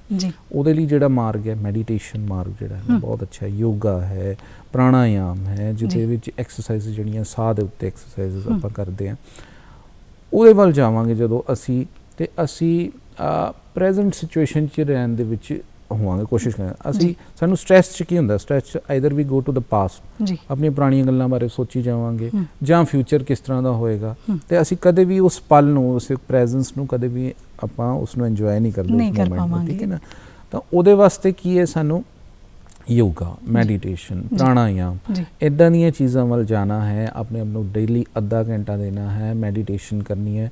ਬੋਡੀ ਉਹਦੇ ਵਿੱਚ ਆਪਣੇ ਆਪ ਨੂੰ ਸੈਲਫ ਹੀਲ ਕਰਦੀ ਹੈ। ਜਿਹੜਾ ਅਧਿਆਤਮ ਦਾ ਮਾਰਗ ਹੈ ਉਹ ਆਪਣੇ ਆਪ ਨੂੰ ਸੈਲਫ ਹੀਲ ਕਰਦਾ। ਜੀ ਠੀਕ ਹੈ ਜੀ। ਡਾਕਟਰ ਸਾਹਿਬ ਫਿਰ ਦੁਬਾਰਾ ਉਸ ਸਵਾਲ ਵੱਲ ਆਉਂਦੀ ਹਾਂ ਕਿ ਆਯੁਰਵੇਦ ਦੇ ਵਿੱਚ, ਇਸ ਪੱਧਤੀ ਦੇ ਵਿੱਚ ਜਿਹਦੇ ਬਾਰੇ ਬੜੇ ਅਸੀਂ ਖੁਲਾਸੇ ਦੇ ਨਾਲ ਤੁਹਾਡੇ ਕੋਲੋਂ ਅੱਜ ਜਾਣ ਰਹੇ ਹਾਂ, ਕਿਹੜੀਆਂ ਅਜਿਹੀਆਂ ਬਿਮਾਰੀਆਂ ਨੇ, ਉਹ ਕਿਹੜੀਆਂ ਜਿਹੜੀਆਂ ਤੁਸੀਂ ਅੰਡਰਲਾਈਨ ਕੀਤੀਆਂ ਬਿਮਾਰੀਆਂ ਜਿਨ੍ਹਾਂ ਦਾ ਆਯੁਰਵੇਦ ਦੇ ਵਿੱਚ ਸਹੀ ਸੈਟਲ ਹੋਣ ਤੱਕ ਜਿਹੜਾ ਹੈ ਕਾਮਯਾਬ ਇਲਾਜ ਹੈ? ਹਾਂਜੀ ਮੈਮ, ਕ੍ਰੋਨਿਕ ਇਲਨੈਸਿਸ ਕਈ ਸਾਰੀਆਂ ਹੈ, ਜਿਸ ਤਰ੍ਹਾਂ ਆਰਥਰਾਈਟਸ ਹੈ, ਸਪੌਂਡੀਲਾਈਟਿਸ ਦੀ ਪ੍ਰੋਬਲਮ ਹੈ, ਲੰਬਰ ਸਪੌਂਡੀਲਾਈਟਿਸ ਯਾਨੀ ਬੈਕ ਏਕ ਦੀ ਪ੍ਰੋਬਲਮ ਹੈ, ਸਰਵਾਈਕਲ ਸਪੌਂਡੀਲਾਈਟਿਸ ਹੈ। ਫਿਰ ਤੁਹਾਡਾ ਜਿਹੜਾ ਸਟ੍ਰੈਸ ਦੇ ਵਿੱਚ ਇਹੀ ਜਿਹੜੀ ਪ੍ਰੋਬਲਮ ਤੁਹਾਨੂੰ ਮੈਮਰੀ ਲਾਸ ਹੈ, ਜਾਂ ਨੀਂਦ ਨਹੀਂ ਆਉਂਦੀ, ਇਨਸੋਮਨੀਆ ਹੈ, ਹੈਡੇਕ ਹੈ, ਮਾਈਗ੍ਰੇਨ ਹੈ, ਇਹਨਾਂ ਸਾਰਿਆਂ ਦੀ ਜਿਹੜੀਆਂ ਹੈ ਇਹਦੇ ਵਿੱਚ ਬਹੁਤ ਜਲਦੀ ਸਾਡੇ ਆਯੁਰਵੇਦ ਦੇ ਵਿੱਚ ਆਰਾਮ ਆਉਂਦਾ ਹੈਗਾ। ਜੇ ਤੁਸੀਂ ਕਿਸੇ ਮਰੀਜ਼ ਨੂੰ ਡਾਇਗਨੋਸ ਕਰ ਲੈਂਦੇ ਹੋ, ਉਹਦਾ ਪਰੀਖਣ ਹੋ ਗਿਆ ਵੀ ਇਹਨੂੰ ਇਨਸੋਮਨੀਆ ਹੈ, ਇਹਦੀ ਨੀਂਦ ਪੂਰੀ ਨਹੀਂ ਹੈ, ਇਹਦੀਆਂ ਮਾਈਗ੍ਰੇਨ ਦੀ ਪ੍ਰੋਬਲਮ ਹੈ, ਜਾਂ ਇਹਨੂੰ ਤੁਸੀਂ ਹੁਣੇ ਉਹਦਾ ਜ਼ਿਕਰ ਕੀਤਾ ਸਰਵਾਈਕਲ ਦੀ ਪ੍ਰੋਬਲਮ ਹੈ, ਪੂਰੇ ਜਿਹੜੇ ਮਾਸਪੇਸ਼ੀਆਂ ਨੇ, ਪੱਠੇ ਆ ਉਹ ਜਕੜੇ ਹੋਏ ਆ ਪੂਰੇ, ਤੇ ਉਹਦਾ ਜਦੋਂ ਪੱਧਤੀ ਵਾਈਜ਼ ਇੱਕ ਸਟੈਪ ਤੇ ਫਿਰ ਇਹਦਾ ਇਲਾਜ ਕਿਵੇਂ ਕਰਦੇ ਹੋ? ਉਹ ਕਿਹੜੇ ਬੇਸਿਕ ਜਿਹੜੇ ਨੁਸਖੇ ਨੇ, ਇਲਾਜ ਨੇ, ਪੱਧਤੀਆਂ ਨੇ ਜਿਹੜੀਆਂ ਕਾਰਗਰ ਨੇ ਇਹਨਾਂ ਲਈ? ਹਾਂਜੀ ਮੈਮ, ਆਯੁਰਵੇਦ ਦਾ ਹੁਣੇ ਮੈਂ ਪੰਚਕਰਮਾਂ ਦਾ ਦੱਸਿਆ ਸੀ ਤੁਹਾਨੂੰ, ਮੁੱਖ ਕਰਮ ਹੈ, ਕੁਝ ਸਹਾਇਕ ਕਰਮ ਵੀ ਹੁੰਦੇ। ਸਹਾਇਕ ਕਰਮ ਹੈ ਜਿਸ ਤਰ੍ਹਾਂ ਸ਼ਿਰੋਧਾਰਾ। ਸ਼ਿਰੋਧਾਰਾ ਤੁਸੀਂ ਮੇਰੇ ਖਿਆਲ ਜਾਣੂ ਹੀ ਹੋਗੇ। ਤੇ ਇਹ ਸ਼ਿਰੋਧਾਰਾ ਕਿਹੜੇ ਰੋਗ ਠੀਕ ਕਰਦੀ ਹੈ? ਸ਼ਿਰੋਧਾਰਾ ਇਨਸੋਮਨੀਆ ਹੈ, ਬਲੱਡ ਪ੍ਰੈਸ਼ਰ ਦੀ ਪ੍ਰੋਬਲਮ ਹੈ ਕਿਸੇ ਨੂੰ, ਮਾਈਗ੍ਰੇਨ ਦੀ ਪ੍ਰੋਬਲਮ ਹੈ, ਹੈਡੇਕ ਦੀ ਪ੍ਰੋਬਲਮ ਹੈ। ਠੀਕ ਹੈ, ਉਹਨਾਂ ਦੇ ਕੇਸ 'ਚ ਜਿਹੜੀ ਹੈ ਸ਼ਿਰੋਧਾਰਾ ਬਹੁਤ ਅੱਛੀ ਹੈ। ਸ਼ਿਰੋ ਮਤਲਬ ਸਿਰ ਦੇ ਉੱਤੇ ਧਾਰਾ, ਉਹਦਾ ਮੇਨ ਮਕਸਦ ਇਹੀ ਹੈ ਪੇਸ਼ੈਂਟ ਨੂੰ ਅਸੀਂ ਰਿਲੈਕਸ ਵੀ ਕਰਨਾ ਹੈਗਾ। ਤੇ ਇੱਕ ਸਾਡਾ ਇੱਥੇ ਪੁਆਇੰਟ ਹੁੰਦਾ ਬ੍ਰੈਗਮਾ ਪੁਆਇੰਟ ਅਸੀਂ ਕਹਿੰਦੇ ਹੈਗੇ ਆ। ਠੀਕ ਹੈ, ਤੇ ਉਹ ਤੇ ਅਸੀਂ ਤੇਲ ਦੀ ਧਾਰ ਜਿਹੜੀ ਕਿ ਮੈਡੀਕੇਟਡ ਆਇਲ ਹੁੰਦਾ, ਉਹ ਜਿਸ ਤਰ੍ਹਾਂ ਜੜੀਆਂ ਬੂਟੀਆਂ, ਬ੍ਰਹਮੀ ਹੈ, ਸ਼ੰਖ ਪੁਸ਼ਪੀ ਹੈ, ਵਚਾ ਹੈ, ਇਹ ਉਹ ਜਿਹੜੀਆਂ ਹੈਗੀਆਂ ਨੇ ਜੜੀ ਬੂਟੀਆਂ ਜਿਹੜੀਆਂ ਕਿ ਸੂਦ ਕਰਦੀਆਂ। ਆਪਾਂ ਅਗਰ ਇੰਟਰਨਲੀ ਵੀ ਖਵਾਈਏ ਤੇ ਉਹ ਬ੍ਰੇਨ ਦੇ ਉੱਤੇ ਐਕਟ ਕਰਦੀਆਂ। ਠੀਕ ਹੈ ਨਾ, ਲੋਕਲੀ ਵੀ ਅਸੀਂ ਉਹ ਜਦੋਂ ਅਸੀਂ ਬ੍ਰੈਗਮਾ ਪੁਆਇੰਟ ਤੇ ਅਸੀਂ ਜਦੋਂ ਸ਼ਿਰੋਧਾਰਾ ਕਰਦੇ ਹਾਂ ਤੇ ਉੱਥੇ ਮਾਈਂਡ ਜਿਹੜਾ ਹੈਗਾ ਬਿਲਕੁਲ ਰਿਲੈਕਸ ਹੋ ਜਾਂਦਾ। ਠੀਕ ਹੈ, ਪੇਸ਼ੈਂਟ ਨੂੰ ਨੀਂਦ ਆ ਜਾਂਦੀ ਹੈ, ਨਾਲ ਅਸੀਂ ਕੋਈ ਮਿਊਜ਼ਿਕ ਵਗੈਰਾ ਜਿਹੜਾ ਕੋਈ ਇਸ ਤਰ੍ਹਾਂ ਦਾ ਵੀ ਲਗਾ ਸਕਦੇ ਹਾਂ। ਠੀਕ ਹੈ, ਉਹਦੇ ਨਾਲ ਬੇਸਿਕਲੀ ਫਿਰ ਉਹ ਇੱਕ ਐਕਸਰਸਾਈਜ਼ ਹੈ ਜਿਹਦੇ ਨਾਲ ਪੇਸ਼ੈਂਟ ਨੂੰ ਅਸੀਂ ਰਿਲੈਕਸ ਕਰਦੇ ਹਾਂ। ਜਿੱਦਾਂ ਹੀ ਉਹ ਰਿਲੈਕਸ ਹੋਏਗਾ ਉਹਦੇ ਨਾਲ ਇੱਕ ਤਾਂ ਟ੍ਰੀਟਮੈਂਟ ਵੀ ਹੋ ਗਈ, ਰਿਲੈਕਸ ਹੋ ਗਿਆ, ਬੋਡੀ ਖੁਦ ਵੀ ਸੈਲਫ ਵੀ ਹੀਲ ਕਰੇਗੀ। ਇਹ ਇੱਕ ਤਰ੍ਹਾਂ ਦੀ ਸ਼ੋਧਨ ਕਿਰਿਆ ਸੀ ਜਿਹੜੀ ਹੈ, ਪਿਊਰੀਫਿਕੇਸ਼ਨ ਜਿਹੜੀ ਅਸੀਂ ਉਹ ਹੋਈ। ਪਲੱਸ ਅਸੀਂ ਨਾਲ ਸ਼ਮਨ ਚਿਕਿਤਸਾ, ਉਹਨੂੰ ਮੈਂ ਤੁਹਾਨੂੰ ਹੁਣੇ ਪਹਿਲਾਂ ਵੀ ਦੱਸਿਆ ਸੀ, ਮੈਂਟੇਡ ਟੈਬਲੇਟਸ ਹੈ, ਜਾਂ ਮੇਧਾਵਟੀ ਹੈ, ਜਾਂ ਸ਼ੰਖ ਪੁਸ਼ਪੀ, ਬ੍ਰਹਮੀ, ਹੋਰ ਵੀ ਜਿਹੜੀਆਂ ਹੈ, ਹੋਰ ਪਿਸ਼ਟੀਆਂ ਵੀ ਆਉਂਦੀਆਂ, ਜ਼ਹਿਰ ਮੋਹਰਾ ਪਿਸ਼ਟੀ, ਸੰਗੇ ਯਸ਼ਕ ਪਿਸ਼ਟੀ, ਮੋਤੀ ਪਿਸ਼ਟੀ, ਇੱਦਾਂ ਦੀਆਂ ਪਿਸ਼ਟੀਆਂ ਵੀ ਉਹਨੂੰ ਆਪਾਂ ਇੰਟਰਨਲੀ ਐਜ਼ ਅ ਮੈਡੀਸਨ ਦੇ ਸਕਦੇ ਹਾਂ। ਔਰ ਇਹ ਸਾਰੀਆਂ ਪ੍ਰੋਬਲਮਸ, ਬਲੱਡ ਪ੍ਰੈਸ਼ਰ ਔਰ ਕਿਆ ਕਹਿੰਦੇ ਆ ਆਪਣਾ ਜਿਹੜਾ ਹੈ ਮਾਈਗ੍ਰੇਨ ਹੈ, ਹੈਡੇਕ ਹੈ, ਇਹਨੂੰ ਦੂਰ ਕਰ ਸਕਦੇ। ਜਿੱਥੇ ਅਸੀਂ ਗੱਲ ਕਰੀਏ ਸਪੌਂਡੀਲਾਈਟਿਸ ਦੀ, ਤੇ ਲੰਬਰ ਸਪੌਂਡੀਲਾਈਟਿਸ ਯਾਨੀ ਬੈਕ ਏਕ ਜਿਸ ਨੂੰ ਅਸੀਂ ਕਹਿੰਦੇ ਹਾਂ, ਉਹ ਸਾਡੇ ਵਾਤ ਰੋਗਾਂ ਦੇ ਵਿੱਚ ਆਉਂਦਾ ਹੈ। ਠੀਕ ਹੈ ਨਾ, ਵਾਤ ਵਿਆਧੀਆਂ 'ਚ। ਤੇ ਵਾਤ ਵਿਆਧੀਆਂ 'ਚ ਅਸੀਂ ਕਟੀ ਵਸਤੀ ਇੱਕ ਜਿਹੜਾ ਸਹਾਇਕ ਕਰਮ ਜਿਹੜਾ ਬਹੁਤ ਅੱਛਾ ਹੈ, ਉਹਦੇ ਵਿੱਚ ਅਸੀਂ ਕੀ ਕਰਦੇ ਆ, ਪੇਸ਼ੈਂਟ ਨੂੰ ਉਲਟਾ ਲਟਾ ਕੇ ਉਹਦੇ ਜਿੱਥੇ ਪੇਨ ਹੈਗੀ, ਜਿੱਥੇ ਉਹਦੇ ਕੰਪਰੈਸ਼ਨ ਹੈ ਜਾਂ ਜਿੱਥੇ ਉਹਦੇ ਸਵੈਲਿੰਗ ਹੈ, ਜਕੜਨ ਜਿਹੜੀ ਤੁਸੀਂ ਗੱਲ ਕਰ ਰਹੇ ਸੀ ਸਟਿਫਨਰ, ਉੱਥੇ ਅਸੀਂ ਮਾਂ ਦੀ ਦਾਲ ਦਾ ਆਟਾ ਹੁੰਦਾ ਉਹਦੀ ਕੈਰੀ ਜੀ ਬਣਾ ਕੇ ਉਹਦੇ ਤੇ ਮੈਡੀਕੇਟਡ ਆਇਲ ਜਿਹੜੇ ਹੈਗੇ, ਜਿਹੜੇ ਕਿ ਥੋੜੇ ਵਾਰਮ ਕਰਦੇ ਆ, ਅਸੀਂ ਬਹੁਤ ਜ਼ਿਆਦਾ ਹੀਟ ਨਹੀਂ ਹੌਟ ਨਹੀਂ ਕਰਨਾ, ਵਾਰਮ ਕਰਕੇ ਉਹਦੇ ਤੇ ਪੋਰ ਕਰਦੇ ਆ, ਸਿੱਟਦੇ ਆ। ਉਹਦੇ ਨਾਲ ਕੀ ਹੈ, ਜਿਹੜੇ ਮਸਲਸ ਹੈ ਜਿਹੜੇ ਕਿ ਜਕੜੇ ਪਏ ਸਟਿਫ ਹੈ, ਠੀਕ ਹੈ, ਉਹਦੇ ਤੇ ਕੰਪਰੈਸ਼ਨ ਜਿਹੜਾ ਤੁਹਾਡਾ ਹੋਇਆ ਪਿਆ ਉਹ ਕੰਪਰੈਸ਼ਨ ਘਟਦਾ, ਠੀਕ ਹੈ। ਕੰਪਰੈਸ਼ਨ ਘਟੇਗਾ। ਵੈਸੇ ਅਸੀਂ ਕਹਿੰਦੇ ਹਾਂ ਕਿ ਸਪੌਂਡੀਲਾਈਟਿਸ 'ਚ ਵਰਟੀਬਰਾ ਜਿੱਥੇ ਹਿੱਲ ਗਏ ਉਹ ਦੁਬਾਰਾ ਆਉਂਦੇ ਨਹੀਂ ਹੈ, ਬਟ ਕਈ ਵਾਰੀ ਕੀ ਹੁੰਦਾ ਹੈ ਕਿ ਕੋਈ ਕੰਪਰੈਸ਼ਨ ਜਿਹੜਾ ਮਸਲ ਖਿੱਚਿਆ ਬਹੁਤ ਜ਼ਿਆਦਾ ਹੈ ਜਾਂ ਟੈਂਪਰਰੀ ਸੇਕ ਹੋਇਆ ਜਾਂ ਖਿੱਚਿਆ ਪਿਆ ਮਸਲ, ਉਹਦੇ ਕਰਕੇ ਹੋ ਰਿਹਾ। ਜਦੋਂ ਉਹ ਕੰਪਰੈਸ਼ਨ ਘਟਦਾ ਮਤਲਬ ਉਹ ਮਸਲ ਜਿਹੜਾ ਹੈ ਉਹ ਰਿਲੈਕਸ ਹੁੰਦਾ ਤੇ ਉਹ ਕੰਪਰੈਸ਼ਨ ਵੀ ਹੌਲੀ ਹੌਲੀ ਜਿਹੜਾ ਘਟਦਾ ਔਰ ਪੇਸ਼ੈਂਟ ਦੀ ਸਿਚੁਏਸ਼ਨ ਠੀਕ। ਔਰ ਸੇਮ ਹੀ ਇੱਦਾਂ ਸਰਵਾਈਕਲ ਦੇ ਵਿੱਚ ਵੀ, ਸਰਵਾਈਕਲ 'ਚ ਅਸੀਂ ਜਦੋਂ ਕਰਦੇ ਹਾਂ ਸੇਮ ਇਸ ਤਰ੍ਹਾਂ ਹੀ ਆਹੀ ਸਿਚੁਏਸ਼ਨ ਇੱਦਾਂ ਹੀ ਬਣਾਉਂਦੇ, ਉਹਨੂੰ ਅਸੀਂ ਗ੍ਰੀਵਾਵਸਤੀ ਜਿਹੜੀ ਹੈ ਉਹ ਕਹਿ ਦਿੰਦੇ ਹਾਂ, ਯਾਨੀ ਇੱਥੇ ਅਸੀਂ ਲਗਾ ਦਿੰਦੇ ਹਾਂ ਤੇ ਉਹਦੇ ਵਿੱਚ ਫਿਰ ਆਇਲ ਅਸੀਂ ਉਹਨੂੰ ਅਸੀਂ ਗ੍ਰੀਵਾਵਸਤੀ ਕਹਿੰਦੇ। ਡਾਕਟਰ ਸਾਹਿਬ ਹਾਲੇ ਵੀ ਨਾ ਡਾਕਟਰ ਸਾਹਿਬ ਘਰਾਂ ਦੇ ਵਿੱਚ ਨਾ ਆਮ ਤੌਰ 'ਤੇ ਡਿਸਕਸ਼ਨ ਜਾਂ ਵਿਚਾਰ ਚਰਚਾ ਹੁੰਦੀ ਰਹਿੰਦੀ ਹੈ, ਕਈ ਵਾਰੀ ਅੱਧੀ ਜਾਣਕਾਰੀ ਜਿਹੜੀ ਹੈ ਨਾ ਉਹ ਵੀ ਸਾਡਾ ਕਿਤੇ ਨਾ ਕਿਤੇ ਨੁਕਸਾਨ ਕਰਦੀ ਹੈ। ਸੋ ਇਹ ਜ਼ਰੂਰ ਤੁਹਾਡੇ ਕੋਲੋਂ ਜਾਣਨਾ ਚਾਹੁੰਦੇ ਹਾਂ ਵੀ ਆਯੁਰਵੇਦਿਕ ਪੱਧਤੀ ਵਾਸਤੇ ਜੇ ਘਰ ਦੇ ਵਿੱਚ ਛੋਟਾ ਬੱਚਾ ਹੈ ਤੇ ਇਹਨੂੰ ਅਸੀਂ ਕਿੰਨੇ ਉਮਰ ਤੋਂ, ਜੇ ਕੋਈ ਅੱਗੋਂ ਕੋਈ ਤਕਲੀਫ ਹੈ, ਕੋਈ ਪ੍ਰੋਬਲਮ ਹੈ, ਤੇ ਆਯੁਰਵੇਦਿਕ ਇਲਾਜ ਵਾਲੇ ਪਾਸੇ ਲੈ ਕੇ ਜਾ ਸਕਦੇ ਹਾਂ? ਉਹ ਜਿਹੜੀ ਸਟਾਰਟਿੰਗ ਏਜ ਹੈ ਉਹ ਕੀ ਹੋਣੀ ਚਾਹੀਦੀ ਹੈ? ਹਾਂਜੀ ਮੈਮ, ਬਹੁਤ ਅੱਛਾ ਕੁਐਸਚਨ ਹੈ। ਤਾਂ ਪਹਿਲਾਂ ਤਾਂ ਤੁਸੀਂ ਇਹ ਜਿਹੜੀ ਗੱਲ ਕੀਤੀ ਕਿ ਵੀ ਇੱਕ ਨੌਲੇਜੇਬਲ ਪਰਸਨ ਕੋਲ ਹੀ ਜਾਣਾ ਚਾਹੀਦਾ ਸਾਨੂੰ। ਪੁਰਾਣੀਆਂ ਕਹਾਵਤਾਂ ਵੀ ਠੀਕ ਹੈ, ਨੀਮ ਹਕੀਮ ਖਤਰਾਏ ਜਾਨ, ਠੀਕ ਹੈ ਨਾ। ਤੇ ਪਰ ਮੈਂ ਥੋੜਾ ਜਿਹਾ ਇਹਦੇ ਵਿੱਚ ਕਹਾਂ ਕਿ ਕਿਤੇ ਨਾ ਕਿਤੇ ਸਾਨੂੰ ਕਈ ਵਾਰੀ ਸਾਨੂੰ ਕੀ ਇਹ ਸਾਡੀ ਹੀ ਜ਼ਿੰਮੇਵਾਰੀ ਹੈ ਮੈਮ, ਇੱਕ ਡੀਪਲੀ ਸਟੱਡੀ ਕਰਨਾ। ਇਸ ਤਰ੍ਹਾਂ ਨਹੀਂ, ਇਹ ਵੀ ਇੱਕ ਸਾਇੰਸ ਹੈ, ਇਹਨੂੰ ਅੱਛੀ ਤਰ੍ਹਾਂ ਡੀਪਲੀ ਸਟੱਡੀ ਕਰਾਂਗੇ ਅਸੀਂ ਔਰ ਅਸੀਂ ਹੀ ਲੋਕਾਂ ਨੂੰ ਅਵੇਅਰਨੈਸ ਦੇਣੀ ਹੈ ਤੇ ਤਾਂ ਹੀ ਅਸੀਂ ਠੀਕ ਕਰ ਸਕਦੇ ਹਾਂ ਲੋਕਾਂ ਨੂੰ, ਠੀਕ ਹੈ ਨਾ। ਤਾਂ ਇਸ ਕਰਕੇ ਇੱਕ ਨੌਲੇਜ ਹੈ, ਇੱਕ particular trained doctor, qualified doctor ਜਿਹੜਾ ਹੈ ਉਹਦੇ ਕੋਲੋਂ ਜਾਣਾ ਚਾਹੀਦਾ। ਬਾਕੀ ਇਹ ਗੱਲ ਹੈ ਤੁਸੀਂ ਪੁੱਛਿਆ, ਸਾਡੇ ਆਯੁਰਵੇਦ 'ਚ ਸ਼ਾਸਤਰਾਂ 'ਚ ਲਿਖਿਆ ਹੈ ਕਿ ਸੁਕੁਮਾਰ ਵਿਅਕਤੀ, ਸੁਕੁਮਾਰ ਯਾਨੀ ਕਿ ਜਿਹੜਾ ਸੈਂਸਿਟਿਵ ਹੈ, ਸੁਕੁਮਾਰ ਦੇ ਵਿੱਚ ਸਾਡੇ ਬੱਚੇ ਵੀ ਆ ਜਾਂਦੇ ਨੇ, ਠੀਕ ਹੈ ਨਾ। ਉਹਨਾਂ ਦੀ ਟ੍ਰੀਟਮੈਂਟ ਬੜੀ ਸੌਫਟਲੀ ਕਰਨੀ ਹੈ, ਉਹ ਲਿਖਿਆ ਹੋਇਆ ਵਾ ਉਹਦੇ ਵਿੱਚ। ਉਹਨਾਂ ਨੇ ਕਿਤੇ ਨਾ ਕਿਤੇ ਵਰਜਿਤ ਵੀ ਕੀਤਾ ਕਿ ਪੰਚਕਰਮਾ ਜਿਹੜਾ ਹੈ ਨਹੀਂ ਕਰਨਾ ਹੈ, ਠੀਕ ਹੈ ਨਾ। ਹੁਣ ਕੋਈ ਜਦ ਤਾਈਂ 17-18 ਸਾਲ ਦਾ ਨਹੀਂ ਹੋ ਜਾਂਦਾ, ਅਡਲਟ ਨਹੀਂ ਹੋ ਜਾਂਦਾ, ਤਦ ਤੱਕ ਅਸੀਂ ਉਹਦਾ ਬੜਾ ਧਿਆਨ ਹੈ, ਡੋਸੇਜ ਦੇਖਣੀ। ਉਹਦੇ ਵਿੱਚ ਸ਼ਮਨ ਕਿਰਿਆ ਹੀ ਹੈ ਕਿ ਕੰਜ਼ਰਵੇਟਿਵ ਟ੍ਰੀਟਮੈਂਟ ਦਿਓ ਬੱਚਿਆਂ ਨੂੰ। ਉਹਨਾਂ ਦੀ ਡੋਜ਼ ਦਾ ਵੀ ਦੱਸਿਆ ਕਿ ਵੀ ਡੋਜ਼ ਜਿਹੜੀ ਹੈ ਪ੍ਰੋਪਰ, ਉਹਦੇ ਲਈ ਇੱਕ ਕੁਮਾਰ ਭ੍ਰਿਤਯ ਜਿੱਦਾਂ ਪੈਡੀਆਟ੍ਰੀਸ਼ਨ ਹੁੰਦੇ ਨੇ, ਇਸ ਤਰ੍ਹਾਂ ਹੀ ਸਾਡੇ ਵਿੱਚ ਕੁਮਾਰ ਭ੍ਰਿਤਯ ਇੱਕ ਬ੍ਰਾਂਚ ਹੈ, ਸਪੈਸ਼ਲਾਈਜੇਸ਼ਨ, ਜਿਹੜੇ ਬੱਚਿਆਂ ਦੇ ਹੀ ਰੋਗਾਂ ਨੂੰ ਡੀਲ ਕਰਦੇ। ਹਾਂਜੀ ਹਾਂਜੀ, ਇਸੇ ਤਰ੍ਹਾਂ ਹੀ ਆਪਣਾ ਗਾਇਨੀ ਦੇ ਵਿੱਚ ਹੈਗੇ, ਉਹ ਕਹਿੰਦੇ ਆ ਵੀ ਪ੍ਰੈਗਨੈਂਟ ਮਦਰਸ ਜਿਹੜੇ ਲੇਡੀਜ਼ ਹੈ ਉਹਨਾਂ ਨੂੰ ਉਨੀ ਟ੍ਰੀਟਮੈਂਟ ਬੜੇ ਧਿਆਨ ਨਾਲ ਦੇਣਾ ਹੈ, ਠੀਕ ਹੈ ਨਾ। ਉਹਦੇ ਵਿੱਚ ਵੀ ਆਪਾਂ ਸ਼ਮਨ ਕਿਰਿਆ ਹੀ ਕਹਿੰਦੇ ਹਾਂ, ਉਹਦੇ ਵਿੱਚ ਵੀ ਖਾਸ ਧਿਆਨ ਰੱਖਿਆ ਜਾਂਦਾ ਹੈ। ਹਾਂ, ਸ਼ੋਧਨ ਕਿਰਿਆ 'ਚ ਨਹੀਂ। ਜਾਂ ਵਰਿੱਧ ਵਿਅਕਤੀ ਜਿਹੜਾ ਓਲਡ ਏਜ ਦੇ ਵਿੱਚ ਆ ਗਿਆ, ਉਹਨੂੰ ਵੀ ਬੜੇ ਸੌਫਟਲੀ ਧਿਆਨ ਨਾਲ। ਉਸ ਟਾਈਮ ਤੇ ਵੀ ਕਿਹਾ ਜਾਂਦਾ ਸੀ ਕਿ ਮੂਰਖ ਵੈਦਯ ਵੀ ਹੁੰਦੇ ਸੀ, ਛੱਦੇਤਰ ਵੈਦਯ ਵੀ ਹੁੰਦੇ ਸੀ ਤੇ ਬੜੇ ਅੱਛੇ ਵੈਦਯ ਵੀ ਹੁੰਦੇ ਸੀ। ਵੈਦਯ ਮੀਨਸ ਜਿਹਨੂੰ ਕਿ ਨੌਲੇਜ ਹੈ, ਠੀਕ ਹੈ। ਉਹਦਾ ਇੱਕ ਨੈਗੇਟਿਵ ਇਫੈਕਟ ਹੋ ਗਿਆ ਵੈਦਯ ਨਾਲ, but vaidya is something who is equivalent to scientist, equivalent to doctor ਹੁੰਦਾ ਸੀ, ਠੀਕ ਹੈ ਨਾ। ਉਹੀ ਟਰਮੀਨੋਲੋਜੀ ਉਸ ਟਾਈਮ ਤੇ ਇਦਾਂ ਸੀ ਤੇ ਹੁਣ ਟਰਮੀਨੋਲੋਜੀ।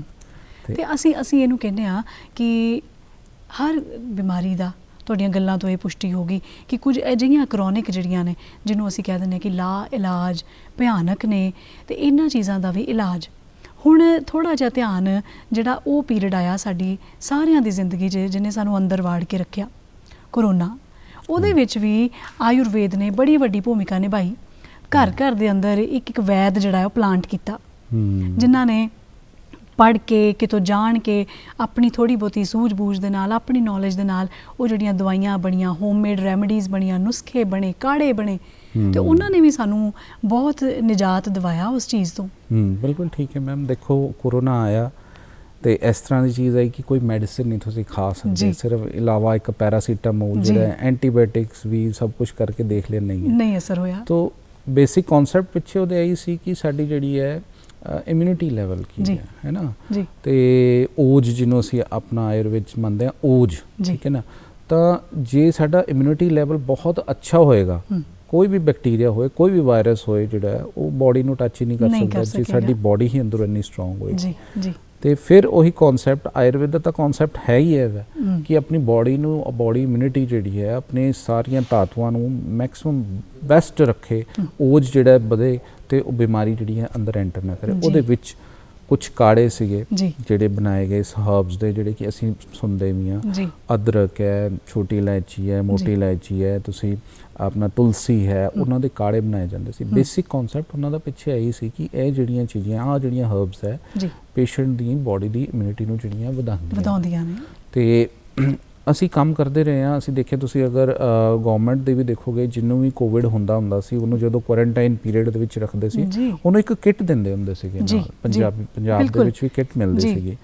ਉਸ ਕਿੱਟ 'ਚ ਅਗਰ ਤੁਸੀਂ ਧਿਆਨ ਨਾਲ ਦੇਖੋਗੇ, ਜੋ ਐਡਵਾਈਸ ਸੀ ਪੈਰਾਸੀਟਾਮੋਲ ਜਾਂ ਕੁਛ ਵੀ ਜੋ ਵੀ ਦਿੰਦੇ ਸੀ, ਉਹਦੇ ਨਾਲ ਕਾੜੇ ਵੀ ਦਿੱਤੇ ਹੋਏ ਸੀ, ਕੁਆਥ ਵੀ ਦਿੱਤੇ ਹੋਏ ਸੀ, ਉਹਨੂੰ ਟੈਬਲੇਟਸ ਵੀ ਇਸ ਤਰ੍ਹਾਂ ਦੀਆਂ ਦਿੱਤੀਆਂ, ਜਿੱਦਾਂ ਲਵੰਗਾ ਦੀ ਵੱਟੀ ਹੈ, ਖਦਰਾ ਦੀ ਵੱਟੀ ਹੈ, ਨਾਲ ਕਾੜਾ ਜਿਹੜਾ ਸ਼ਵਾਸਾਰੀ ਕੁਆਥ ਹੈ, ਇਦਾਂ ਦੀਆਂ ਚੀਜ਼ਾਂ ਨਾਲ ਦਿੱਤੀਆਂ ਹੁੰਦੀਆਂ ਸੀਗੀਆਂ। ਔਰ ਉਹਦੇ ਨਾਲ ਪ੍ਰੋਪਰ ਹਦਾਇਤਾਂ ਵੀ ਸੀ, ਇਨਸਟਰਕਸ਼ਨ ਦਿੱਤੀਆਂ ਹੋਈਆਂ ਸੀ, ਗਿਲੋਏ ਵੱਟੀ ਦਿੱਤੀ ਹੁੰਦੀ ਸੀ, ਗਿਲੋਏ ਘਨ ਵੱਟੀ ਹੈ, ਜਿਹੜੀਆਂ ਚੀਜ਼ਾਂ ਨਾਲ ਦਿੱਤੀਆਂ ਸੀ। ਬੇਸਿਕ ਕਨਸੈਪਟ ਇਹੀ ਸੀਗਾ ਕਿ ਉਹ ਬੋਡੀ ਦੀ ਇਮਿਊਨਿਟੀ ਵਧੇਗੀ ਤੇ ਆਪਣੇ ਆਪ ਹੀ ਬੋਡੀ ਠੀਕ ਹੋਏਗੀ। ਔਰ ਘਰ ਦੇ ਕਈ ਨੁਸਖੇ ਸੀ, ਹਲਦੀ ਦੇ ਵਿੱਚ ਸ਼ਹਿਦ ਪਾ ਕੇ ਤੁਸੀਂ, ਇਹ ਬੜਾ ਅੱਛਾ ਫਾਰਮੂਲਾ, ਤੁਸੀਂ ਹਲਦੀ ਸ਼ਹਿਦ ਨੂੰ ਮਿਕਸ ਕਰ ਲਓ, ਉਹਨੂੰ ਖਾਓ ਇੱਕ ਚਮਚ, ਤੇ ਬਹੁਤ ਵਧੀਆ। ਜਿੰਨੀ ਤੁਹਾਡੀ ਚੈਸਟ ਦੀ ਜਿੰਨੀ ਉਹ ਸੀਗੀ, ਜਿਹੜੀ ਬਲੌਕ ਸੀ ਨਾ ਉਸ ਟਾਈਮ ਤੇ ਬਲੌਕ ਹੋ ਜਾਂਦੀ ਸੀ, ਤੇ ਉਹ ਐਜ਼ ਅ ਐਕਸਪੈਕਟੋਰੈਂਟ ਕੰਮ ਕਰਦੀ ਸੀ। ਉਹ ਸਾਰਾ ਜਿਹੜਾ ਰੇਸ਼ਾ ਬਾਹਰ ਕਰ ਦਿੰਦੀ ਸੀ, ਉਹ ਜੰਮ ਗਿਆ ਸੀ, ਗਲੂ ਬਣ ਗਿਆ ਸੀ, ਜਿਹਦੇ ਨਾਲ ਜਿਹੜੀਆਂ ਡੈਥਸ ਹੋਈਆਂ ਸੀ। ਜੀ ਡਾਕਟਰ ਸਾਹਿਬ, ਅਸੀਂ ਸ਼ੁਰੂ ਤੋਂ ਲੈ ਕੇ ਹੁਣ ਤੱਕ ਇਸ ਪੱਧਤੀ ਨੂੰ ਸਾਡੇ ਨਾਲ ਚੱਲੀ ਹੈ ਕਿ ਸਿਰਫ ਇਹ ਹੈ ਕਿ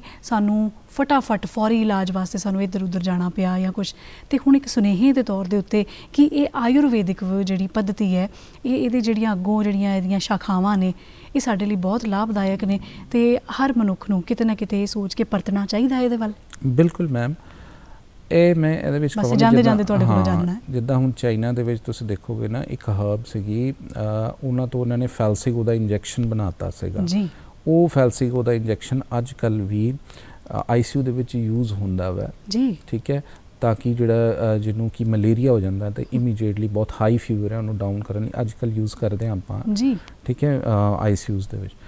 ਤੋ ਇਹ ਮੇਰੀ ਪਰਸਨਲ ਹੈ, ਮੈਂ ਕੋਈ ਪਰਸਨਲੀ ਨਾ ਲਏ, ਤੇ ਕਿ ਅਗਰ ਸਾਡੀ ਜਿਹੜੀ ਜੋ ਪੈਥੀ ਹੈ, ਮਾਡਰਨ ਸਾਇੰਸ ਹੈ ਔਰ ਆਯੁਰਵੇਦ ਦੇ ਜਿਹੜੇ ਡਾਕਟਰਸ ਹੈ, ਇੱਕ ਮੰਚ ਤੇ ਆਪਾਂ ਆਈਏ ਸਾਰੇ ਤੇ ਆ ਕੇ ਵਰਕਆਊਟ ਹੋਵੇ, ਠੀਕ ਹੈ, ਕਿਉਂਕਿ ਇੱਕ ਬ੍ਰੇਨ ਨਹੀਂ, ਜਦੋਂ ਸੋ ਮੈਨੀ ਬ੍ਰੇਨ ਵਰਕਸ, ਤੇ ਠੀਕ ਹੈ ਨਾ, ਐਜ਼ ਅ ਨੈਸ਼ਨੈਲਿਟੀ ਸਮਝ ਕੇ ਅਸੀਂ ਤੇ ਆਪਾਂ ਆਪਣੇ ਦੇਸ਼ ਨੂੰ ਵੀ ਬਹੁਤ ਅੱਗੇ ਚੱਕ ਸਕਦੇ ਹਾਂ। ਆਪਣੀ ਪੁਰਾਣੀ ਪੱਧਤੀ ਇੰਡੀਅਨ ਸਿਸਟਮ ਆਫ ਮੈਡੀਸਿਨ ਹੈ, ਉਹਨੂੰ ਬਹੁਤ ਉੱਪਰ ਚੱਕ, ਜਿਹਨੂੰ ਲੋਕ ਘੁੰਮ ਕੇ ਪੜ੍ਹਨ ਆਉਂਦੇ ਸੀ, ਦੇਖਣ ਆਉਂਦੇ ਸੀ। ਬਹੁਤ ਧੰਨਵਾਦ, ਤੁਸੀਂ ਬੜੇ ਖੁਲਾਸੇ ਦੇ ਨਾਲ ਅੱਜ ਇਸ ਪੂਰੀ ਆਯੁਰਵੈਦਿਕ ਪੱਧਤੀ, ਪੰਚਕਰਮਾ ਕਿਵੇਂ ਚਾਹੀਦਾ ਹੈ, ਕਿਉਂ ਚਾਹੀਦਾ ਹੈ, ਕਿੰਨੀ ਜ਼ਰੂਰਤ ਹੈ, ਇਹਦੇ ਬਾਰੇ ਖੁਲਾਸੇ 'ਚ ਜਾਣਕਾਰੀ ਦਿੱਤੀ ਹੈ। ਤੁਹਾਡਾ ਸਟੂਡੀਓ ਵਿੱਚ ਆਉਣ ਤੇ ਬਹੁਤ ਧੰਨਵਾਦ। ਧੰਨਵਾਦ ਜੀ ਸਾਰਿਆਂ ਦਾ, ਥੈਂਕ ਯੂ।